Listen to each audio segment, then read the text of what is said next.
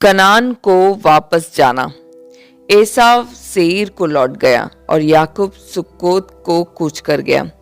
और याकूब जो पद्दनराम से आया था सो कनान देश के शकेम नगर के पास कुशल क्षेम से पहुंचकर नगर के सामने डेरे खड़े किए।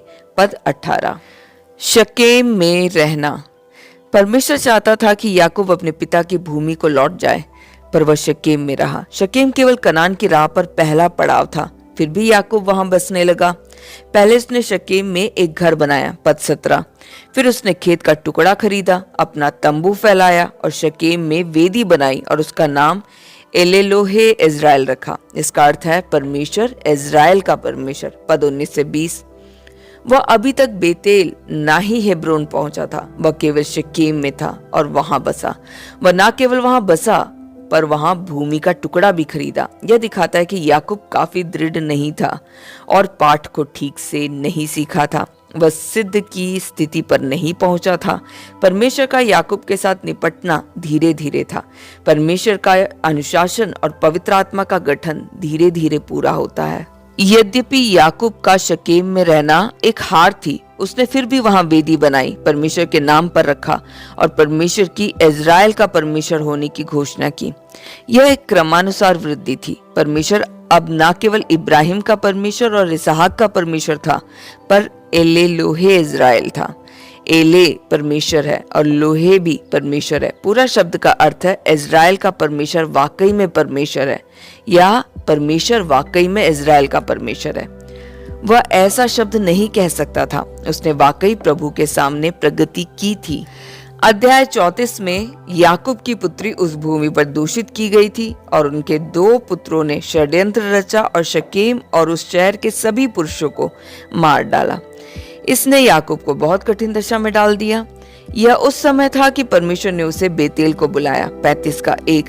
परमेश्वर ने उसे अनुशासित किया और उसकी अगुवाई की। वह शकेम में रहना चाहता था, पर परमेश्वर ने उसे वहां बहुत लंबे समय के लिए रहने नहीं दिया। हमने पहले जिक्र किया था कि इब्राहिम कनान में 3 जगहों में रहा, शकेम, बेतेल और हेब्रोन। ये 3 जगह कनान के लक्षण रखते हैं। वे असल में कनान की भूमि का प्रतिनिधित्व करते हैं। पनुएल के बाद परमेश्वर याकूब को इब्राहिम के पद पर ले जाना चाहता था, पहले शकेम को, फिर बेतेल को और अंत में हेब्रोन को। इब्राहिम इन 3 जगहों से होकर गुजरा और साथ ही साथ परमेश्वर याकूब को भी इन 3 जगहों से लेकर चला। पनुएल के बाद परमेश्वर उसे शकेम को ले गया और फिर बेतेल को। पनुएल और बेतेल एक दूसरे से मेल खाते हैं। पनुएल में परमेश्वर ने कहा, तेरा नाम अब याकूब नहीं परंतु इज़राइल होगा। 32 का 28।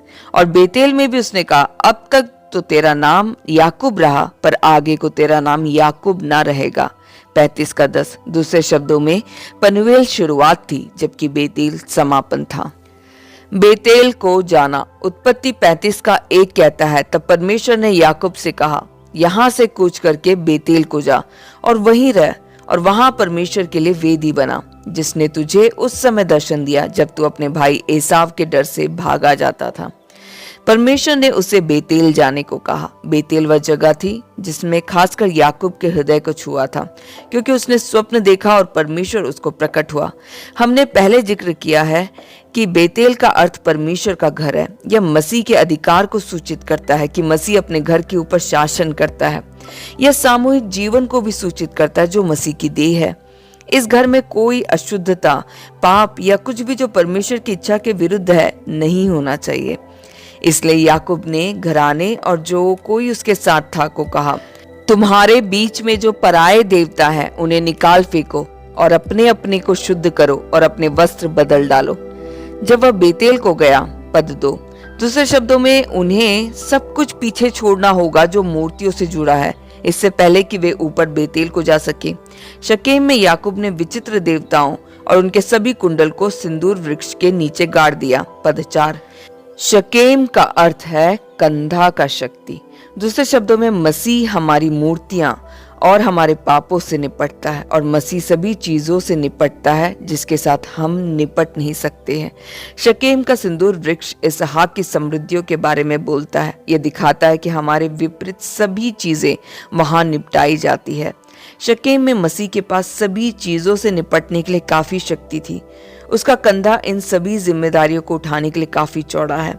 बेतेल परमेश्वर का घर है। परमेश्वर के घर में केवल साफ व्यवहार और साफ जीवन होना चाहिए और सभी अशुद्ध चीजों के साथ निपटना चाहिए इससे पहले कि एक ऊपर बेतेल को जाए। परमेश्वर मांग करता है कि हमारे पास ना केवल व्यक्तिगत रूप से साफ जिंदगी हो, पर यह कि हमारे पास सामूहिक रूप में भी एक साफ जिंदगी हो। बेतेल कोई अशुद्ध वस्तु बर्दाश्त नहीं कर सकता है। मसीह की देह मसीह है और केवल मसीह अपनी देह में रहता है। दूसरी सभी चीजों को शकेम में छोड़ना होगा। पद 5 कहता है, तब उन्होंने कूच लिया। याकूब का प्रभु के सामर्थ पर भरोसा करने के बाद और सभी चीजों को हटाने के बाद जो उसे महिमा नहीं देती थी, वह अपनी यात्रा पर कूच किया। पद 6 और 7 कहता है, सो याकूब उन सब समेत जो उसके संग थे कनान देश के लूज नगर को गया। वह नगर बेतेल भी कहलाता है। वहां उसने एक वेदी बनाई और उस स्थान का नाम एल बेतेल रखा, क्योंकि जब वह अपने भाई के डर से भागा जाता था तब परमेश्वर उससे वहीं प्रकट हुआ था। उस समय पर याकूब ने दूसरा कदम आगे बढ़ाया। शकेम में उसने जगह को एल लोहे इज़राइल कहा, यहाँ उसने इसे एल बेतेल कहा। शकेम में उसने परमेश्वर को इज़राइल का परमेश्वर कहा, जबकि यहाँ उसने परमेश्वर को बेतेल का परमेश्वर कहा। वह व्यक्तिगत अनुभव से सामूहिक अनुभव की ओर बढ़ा। शकेम में वह परमेश्वर को इज़राइल के परमेश्वर के रूप में जानता था। जब वह बेतेल पहुंचा, वह परमेश्वर को अपने घराने के परमेश्वर के रूप में जाना। जब वह बेतेल पहुंचा, उसने एहसास किया कि पात्र जिसके पीछे परमेश्वर है एक घर है, एक सामूहिक पात्र है। परमेश्वर न केवल उसका परमेश्वर था, बल्कि उसके घर का परमेश्वर भी था। वह चौड़े स्थान को लाया गया। प्रभु का धन्यवाद और स्तुति हो कि परमेश्वर अलग पत्थरों को जमा कर ढेर नहीं लगा रहा है। वह एक घर का निर्माण कर रहा है जो उसे प्रकट करता है। वहां एक सामूहिक गवाही होनी चाहिए इससे पहले कि परमेश्वर का लक्ष्य पहुंच पाए। व्यक्तिगत लोग परमेश्वर के हृदय को संतुष्ट नहीं कर सकते हैं। परमेश्वर के उद्देश्य को पूरा करने और उसके हृदय को संतुष्ट करने के लिए सामूहिक पात्र की जरूरत है। हमारा परमेश्वर बेतेल का परमेश्वर है, कलीसिया का परमेश्वर है। यहाँ परमेश्वर ने याकूब को एक बार और दर्शन दिया। बेतेल में परमेश्वर का दर्शन उसके बेतेल में पहले के दर्शन से अलग था। पिछली बार परमेश्वर ने उसे स्वप्न में दर्शन दिया था, इस बार वह प्रत्यक्ष प्रकट हुआ। आइए हम पद 9 और 10 पढ़े। फिर याकूब ने पद्दनराम से आने के पश्चात परमेश्वर ने दूसरी बार उसको दर्शन देकर आशीष दी और परमेश्वर ने उससे कहा, अब तक तो तेरा नाम याकूब रहा है, पर आगे को तेरा नाम याकूब न रहेगा, तू इज़राइल कहलाएगा। पनूएल में परमेश्वर ने उसका नाम याकूब से इज़राइल में बदलना शुरू किया। बेतेल में उसके नाम का बदला जाना वास्तव में पूरा किया गया। जो पनूएल में शुरू हुआ उसका परमेश्वर के घर में अंत हुआ। पनूएल में परमेश्वर ने याकूब के स्वाभाविक जीवन के साथ व्यवहार किया। परमेश्वर ने उसमें काम किया और उसे एक नश्वर फूंक मारी। पनूएल के बाद उसके स्वाभाविक जीवन का केवल अवशेष मात्र बचा था। यह अब और मजबूत ना रहा जैसे वह एक बार था। जब वह बेतेल पहुंचा, जो पनूएल में प्रकाशन से शुरू हुआ, वह परमेश्वर के घर में सिद्ध हुआ। हमारे स्वाभाविक जीवन का व्यक्तिगत रूप में छुआ जाना इज़राइल का प्रारंभिक बिंदु है, जबकि परमेश्वर के घर में मसीह की देह को जानना इज़राइल की संपूर्णता है। पनूएल के अनुभव की शुरुआत स्वाभाविक जीवन को प्रकाशित करना और उतारना है, जबकि पनूएल के अनुभव की समाप्ति बेतेल परमेश्वर का घर है। परमेश्वर ने याकूब को कहा, मैं सर्वशक्तिमान परमेश्वर हूँ। पद 11। याकूब ने यह सुना जो उसने पनूएल में नहीं सुना था। याकूब ने परमेश्वर से उसका नाम पूछा था और परमेश्वर उसे नहीं बताता था।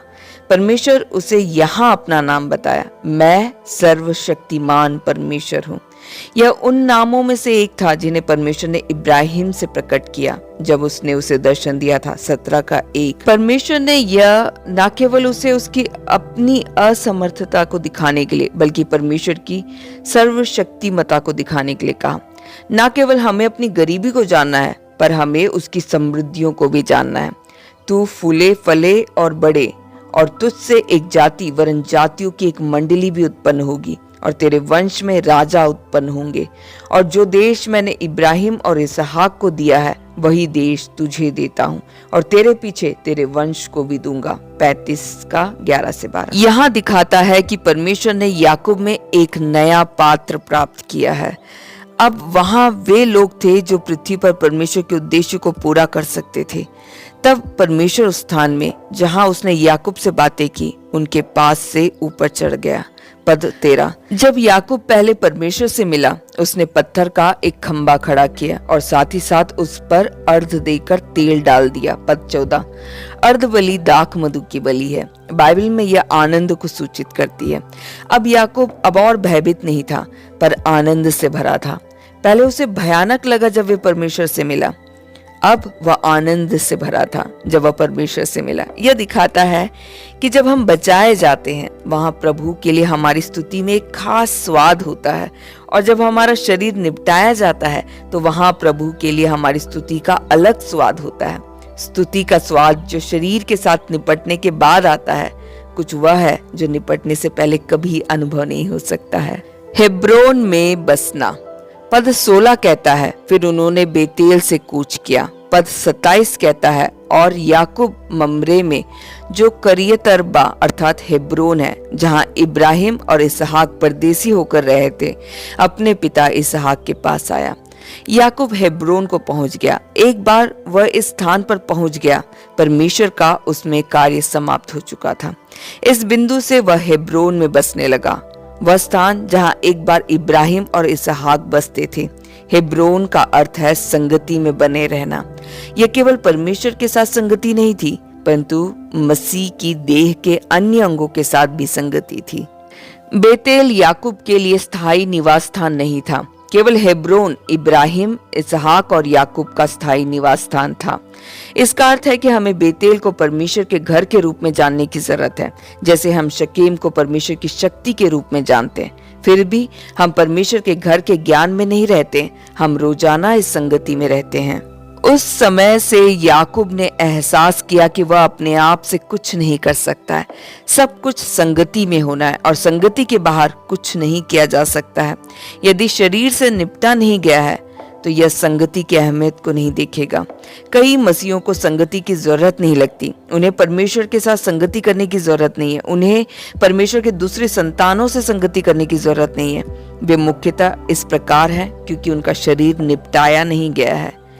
शरीर को निपटाया जाना चाहिए और एक को बेतेल के जीवन को जानना चाहिए, इससे पहले कि वह एहसास करे कि वह हेब्रोन के बाहर नहीं रह सकता है, और यह कि वह बिना संगति के जी नहीं सकता है। संगति जिसके बारे में हम बात कर रहे हैं, मसीह के जीवन की आपूर्ति को सूचित करती है, जो दूसरे सदस्यों से आती है। जब दूसरे भाई और बहनें हमें अंतर्निर्वास मसीह के साथ आपूर्ति करते हैं और हम इन दूसरे सदस्यों की आपूर्ति के द्वारा आगे बढ़ते हैं, तो हमारे पास हेब्रोन और संगति होते हैं। परमेश्वर के संतानों को इसकी बहुत जरूरत है। यदि परमेश्वर की संतानें अपने शरीर के साथ नहीं निपटती है, वे मसीह की देह के जीवन को नहीं जान सकते हैं। वे मसीह की देह के बारे में सिद्धांत को समझ सकते हैं और यहाँ तक कि इसे साफ से समझा सकते हैं, पर यदि शरीर के साथ निपटा नहीं गया है तो वे मसीह की देह के जीवन को नहीं जानेंगे। एक बार शरीर निपटाया जा चुका है, वे मसीह की देह के जीवन को जानेंगे, वे संगति की अहमियत को जानेंगे और वे संगति से अलग जी नहीं पाएंगे। वे परमेश्वर की दूसरी संतानों के बिना एक मसीही बिल्कुल नहीं रह पाएंगे और वे परमेश्वर के संतानों की मदद के बगैर जीवन की कोई आपूर्ति प्राप्त नहीं कर पाएंगे। भाई और बहनों, मसीह की देह एक तथ्य है, यह सिद्धांत नहीं है। हम मसीह के बगैर नहीं रह सकते और हम दूसरे मसीहियों के बगैर भी नहीं रह सकते। हमें परमेश्वर से हमें दिखाने के लिए कहना होगा कि हम अपने आप से मसीही नहीं रह सकते हैं। हमें परमेश्वर के साथ संगति में रहना होगा और हमें मसीह की देह के साथ संगति में रहना होगा। परमेश्वर हमें आगे अगुवाई करे ताकि हम उसके नाम को सचमुच महिमा दे सके। परमेश्वर ने न केवल याकूब में एक पात्र को पाया, बल्कि साथ ही साथ हम में भी एक पात्र को पाया।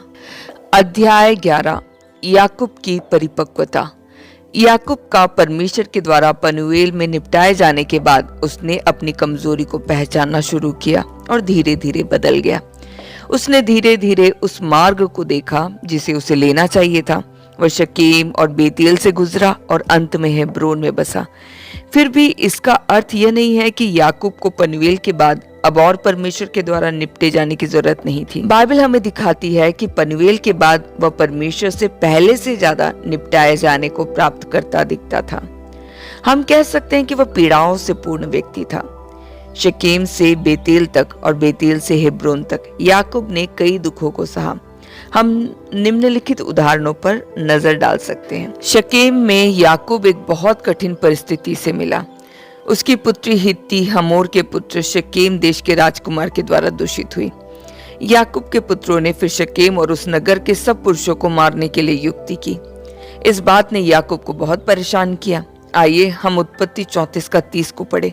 तब याकूब ने शिमोन और लेवी से कहा, तुमने जो उस देश के निवासी कनानियों और परिज्जियों के मन में मेरी ओर घृणा उत्पन्न कराई है, इससे तुमने मुझे संकट में डाला है, क्योंकि मेरे साथ तो थोड़े ही लोग हैं। सो अब वे इकट्ठे होकर मुझ पर चढ़ेंगे और मुझे मार डालेंगे, सो मैं अपने घराने समेत सत्यानाश हो जाऊंगा। याकूब बहुत परेशान था कि शकेम देश के लोग बदले में उसे और उसके पूरे घराने को नाश करने के लिए इकट्ठा हो उठेंगे। यह संकट था जिसका सामना याकूब ने शकेम में किया। अध्याय 35 में याकूब बेतेल को गया और दूसरी घटना का सामना किया और रिबका की दूध पिलाने हारी दाई दबोरा मर गई। पद 8। वह उसकी माँ को नहीं देख सकता था, पर यदि उसकी माँ की दाई वहां होती तो वह कुछ ढांढस पाता। उसने उम्मीद नहीं की थी कि उसकी माँ की दाई भी मर जाएगी।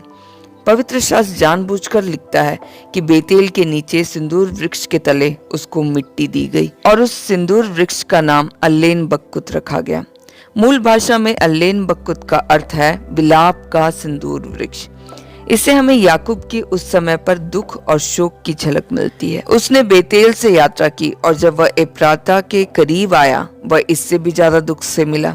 राहेल को बच्चा जनने की बड़ी पीड़ा आने लगी। तब ऐसा हुआ कि वह मर गई और प्राण निकलते निकलते उसने उस बेटे का नाम बेनोनी रखा, पर उसके पिता ने उसका नाम बिन्यामिन रखा। यो राहेल मर गई और एप्राता अर्थात बेतलेहम के मार्ग में उसको मिट्टी दी गई और याकूब ने उसकी कब्र पर एक खंबा खड़ा किया।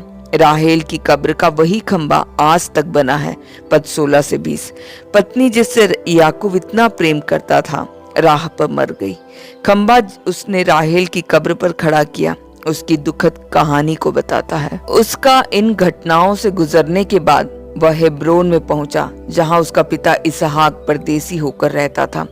यहाँ बाइबल रिबका का कोई जिक्र नहीं करती है। हो सकता है उसकी माँ पहले ही मर गई हो। यह परमेश्वर का याकूब के साथ घोर निपटना था।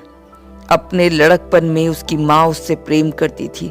उसकी माँ ने उसे सिखाया कि कैसे आशीर्वाद को चुराना है जो एसाव को मिलना चाहिए था।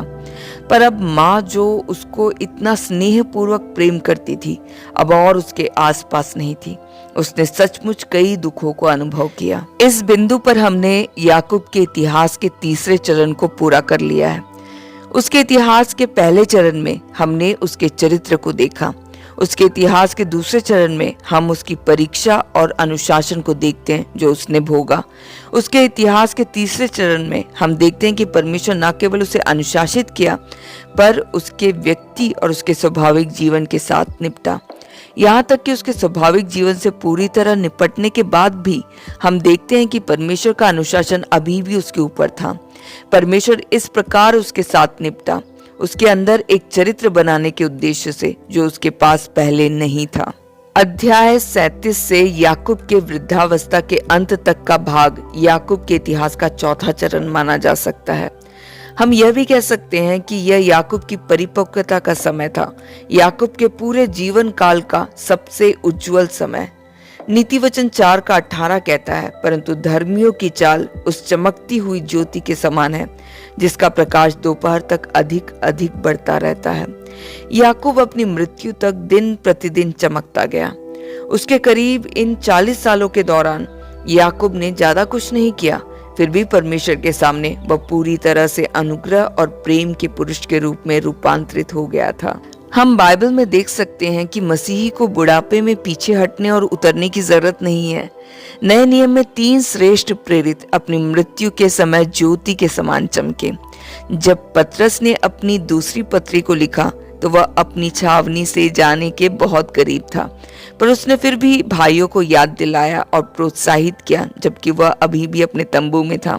विशेषकर उसने कहा कि वह प्रभु की महिमा और सामर्थ का चश्मदीद गवाह था। वहां पूरी तरह से पतरस के चमकने में कोई फीका पड़ना नहीं था।